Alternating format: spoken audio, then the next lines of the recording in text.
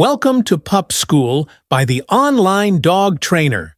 If you have ever felt that your dog seems distant or less connected than before, if you have ever reached out for a cuddle and your dog quietly turned away, if you have started wondering whether your furry best friend is trying to tell you something, then this video is for you today.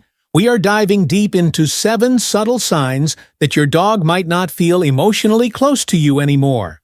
Some of these signs might surprise you. Some might even feel like rejection. But the truth is, your dog is not trying to hurt you. They are simply communicating in their own way. And if you learn to understand those silent messages, you can begin to rebuild a stronger, more trusting bond. Dogs do not speak our language, but they speak through body, through behavior, and through distance. And if you know how to listen, you will hear them loud and clear.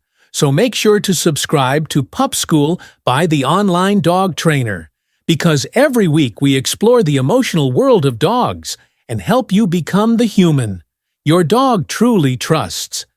Now let us begin with the first sign, the one that breaks many hearts before it opens them.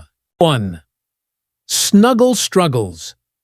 There is something quietly painful about the moment when you reach out to pet your dog with love in your heart, and they simply walk away or duck their head or sidestep your hand, as if your touch is too much or too sudden.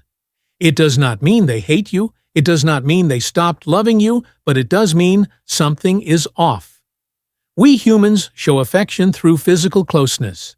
We hug, we pat, we lean in, we squeeze. It feels natural. It feels warm, but to a dog that same touch can feel overwhelming, especially when it is unexpected or too intense. Take a hug, for example. While we see it as comfort, your dog may feel trapped, their body pinned by your arms, their space invaded in a way they cannot control or escape. And that simple head, pat the one that feels instinctive to you, because humans often reach down to touch. But from a dog's point of view, a hand reaching from above can feel threatening, especially if it comes down too quickly. Dogs enjoy affection, just like we do, but they need it on their terms, when they feel safe, when they feel like they have a choice. If your dog starts to avoid your touch, it might not be rejection. It might be a request for gentler, slower interaction. So let your dog sniff your hand before petting. Start by touching less sensitive areas, like their neck or back, and pay attention to how they respond. Not all dogs like the same kind of touch. Some prefer belly rubs, others like a gentle stroke along their spine, and some only want to sit near you without being touched. At all. The goal is not to force affection. It is to offer presence. It is to become a space where your dog feels safe enough to approach. And when they do, when your dog leans into your hand or rests their head on your leg, without being asked, that moment is worth more than any forced cuddle, because it comes from trust. 2. Fur-sonal Space. You sit down on the couch at the end of a long day hoping for a quiet moment with your dog. Maybe you pat the cushion next to you. Maybe you gently call their name, and then they stand up and quietly leave the room. No barking, no resistance, just calm distance. And that hurts more than you expected to, because you were hoping for connection and all you got was space. It is easy to feel rejected in that moment. But what if we told you that space is not always a sign of dislike? Sometimes it is just how your dog sets boundaries. Dogs are social creatures, but they are also individuals with preferences and moods, just like people. Sometimes they want closeness, and sometimes they want peace. What matters is how we respond. When they ask for that peace, if we keep pushing, if we scoot closer, if we keep calling or reaching, we might actually be pushing them further away, not just physically, but emotionally. 2. Giving your dog space is not weakness. It is wisdom. It tells them you respect their choices. It tells them you are not going to force love on them, and that changes everything. When your dog learns that you listen to their body language, they begin to trust you more. They begin to choose you more. And that moment when they walk back into the room, when they curl up next to you without a word or a command, that moment means the world. If your dog keeps their distance, often take a moment to reflect on your energy. Are you giving them enough control? Are you honoring their signals? Dogs do not speak, but they do express. And when they move away, they are not saying, "Leave me forever." They are saying, "Give me a moment, and I will come back when I am ready." 3. Bone-daries, living with your dog day after day, sharing the same space routines and even emotions, can make it easy to forget that they too have boundaries. And when those boundaries are crossed, they do not always growl or bark. Sometimes they just step back quietly or show small signs of discomfort that are easy to miss. One of the most telling examples is mealtime. Have you ever noticed that your dog refuses to eat unless you leave the room? Or that they stop chewing when you get too close? It is not about being shy or picky, it is about vulnerability. Eating is an instinctive act, and in the wild, dogs only eat when they feel completely safe. If your dog stops eating or watches you nervously during meals, it might mean they do not feel totally relaxed in your presence. It does not mean you are doing something wrong, but it could mean there is a lack of trust during certain vulnerable moments. Dogs also show boundaries. In other ways, maybe your dog gets up and walks away every time you sit next to them. Or perhaps they turn their body slightly away when you pet them, or enter their resting spot. They are not trying to offend you. They are asking for a little more space, a little more choice, a little more understanding to build trust in those moments. Give your dog space to be themselves. Let them eat in peace. Let them retreat when they need to. And most importantly, do not take it personally. Your dog is not rejecting you. They are navigating their emotions, and your respect during these moments teaches them that you are safe, that you understand, and that you will meet them where they are not, where you want them to be. The whale eye. It happens quickly and often. Without warning, you lean in to scratch your dog behind the ears, or maybe you reach out with the brush, or try to pick something off their fur, and then you see it. The whites of their eyes, a sharp sideways glance, a stillness in their body that feels almost like tension frozen in time. That look has a name. It is called the whale eye, and it is not just a funny face. It is your dog saying, "I am uncomfortable. I do not feel safe." Please stop, dogs.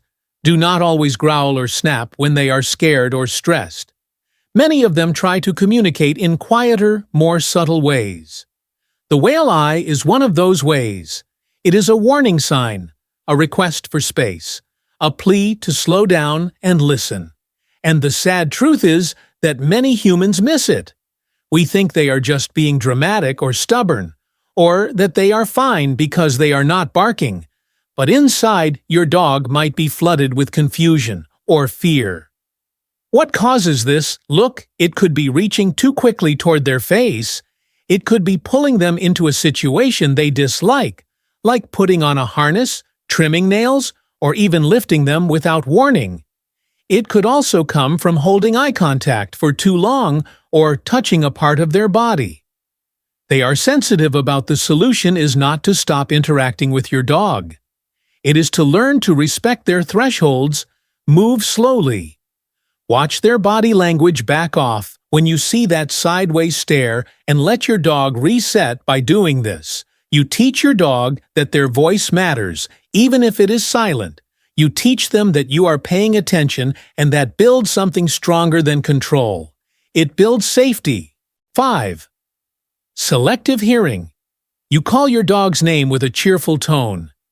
Maybe you clap your hands or shake the treat bag, and they do nothing. No tail wag, no glance, no movement. It is like You do not exist, and it stings, because deep down, you wonder why. Why are they ignoring you? Why are they choosing silence over connection? The answer is not always disobedience, and it is rarely disrespect. Dogs are not trying to challenge you like a rebellious teenager. They are communicating something deeper, something emotional when a dog tunes you out, especially over time. It is often a sign that they do not fully feel safe, seen, or valued in the moment. It might mean that your voice has become background noise, or that your commands have no emotional reward attached. Dogs thrive on clarity. They respond best when their human is calm, consistent, and kind. If your words come with frustration or confusion, or if your energy is unpredictable, your dog might learn that listening is not worth it, and so they stop. Not because they do not care, but because they are overwhelmed or uncertain to rebuild that line of trust. Start simple. Say their name once. When they look at you, reward them with praise or treats, or even a smile. Make your voice something they want to hear, not something they brace for. Create positive associations with every command, and celebrate small wins when your dog responds. And if they do not come right away, do not repeat endlessly. Do not raise your voice. Instead, step back, reset your tone, and try again. Your dog is not ignoring you to hurt you. They are asking for a reason to connect. Give them one, and you may find that they start to listen, not because they have to, but because they want to. 6. Lick of love. You sit on the floor, your dog walks over and starts licking your hands, your face, your arms, maybe even your feet, and your heart melts because it feels like love. It feels like affection. It feels like the purest form of connection. But what if that lick means something else entirely? What if it is not always about love in the world of dogs? Licking serves many purposes. It can mean affection. Yes, but it can also mean submission. It can mean anxiety. It can even mean uncertainty in packs. Lower-ranking dogs lick higher-ranking ones to show deference, to avoid conflict, or to soothe themselves. So when your dog licks you over and over, it might not be saying, "I adore you." It might be saying, "I hope we are okay. I want to keep the peace." There is also the possibility that licking has become a nervous habit, something they do when they are overstimulated or unsure of how to interact. And the more we reward it with attention, the more they repeat it, not because they are calm, but because they are trying to manage their own feelings. So how do you know if it is love or something else? Watch the rest of their body. Are they relaxed or tense? Is their tail soft or stiff? Are their eyes gentle or wide? If the licking comes with calm posture and softness, then, yes, it may be love. But if it comes with a hyper-energy, lowered ears, or constant repetition, it may be emotional management, not connection to build deeper affection. Focus less on the licks and more on presence. Sit quietly together. Play without expectation. Offer touch that soothes, not excites, and let your dog choose how they want to express love. Not every lick is a kiss. And sometimes the greatest affection comes in the quiet moments where nothing is said and nothing is demanded. 7. Wrecking paw. You come home and find your favorite shoes destroyed, your pillow in pieces, or the trash scattered all over the floor, and your first reaction is frustration, maybe even anger. You ask yourself, why would they do this? What did I do wrong? But what if that mess is not mischief? What if it is sadness? What if it is your dog trying to tell you something? Dogs are emotional beings. They may not speak, but they feel deeply. And when they feel disconnected, anxious, or overlooked, they find ways to cope. Sometimes those ways are destructive, not because they enjoy the chaos, but because it gives them a release, a way to express what they cannot say. And often, the things they choose to destroy are not random. They are objects that smell like you. your shoe, your blanket, your favorite hat. These things hold your scent, and your scent brings comfort. But in moments of loneliness or stress, that comfort gets tangled with frustration, and chewing becomes both a release and a way to feel closer to you. Even if it is messy. Sometimes destruction is also a cry for attention in a dog's world. Even negative attention can be better than no attention when they feel forgotten. Any response from you. Even a scolding becomes proof that you still see them. So what is the solution? It is not punishment. It is presence. It is creating routines that include connection. It is making time each day to bond without distraction, to play, to walk, to simply be together. Because a dog that feels seen and safe has no reason to destroy. They do not want to be wreckers. They want to be understood. Sometimes the signs are not loud. Sometimes your dog does not bark, growl, or pull away with drama. Sometimes they just go quiet. They give you distance. They turn their head. They look away. And those are the moments that matter the most, because behind every small gesture, there is a deeper message. A silent language waiting to be understood. If you recognize any of these signs in your dog, do not panic. Do not blame yourself. And most importantly, do not give up. Dogs are not cold. They are not complicated. They are just deeply sensitive creatures, learning how to feel safe in a world they do not control. And you are a big part of that world. Rebuilding closeness does not take perfection. It takes presence. It takes noticing the little things, honoring their choices, and giving them space to trust. Again, you do not need to fix everything in one day. You just need to begin. So if this video helped you see your dog in a new light, if it gave you even one moment of understanding or clarity, please subscribe to PupSchool by the Online Dog Trainer, because this channel is not just about training, it is about connection. And we are here to walk with you every step of the way. Your dog is not trying to be distant. They are trying to be understood. And the moment you choose to listen, everything begins to change.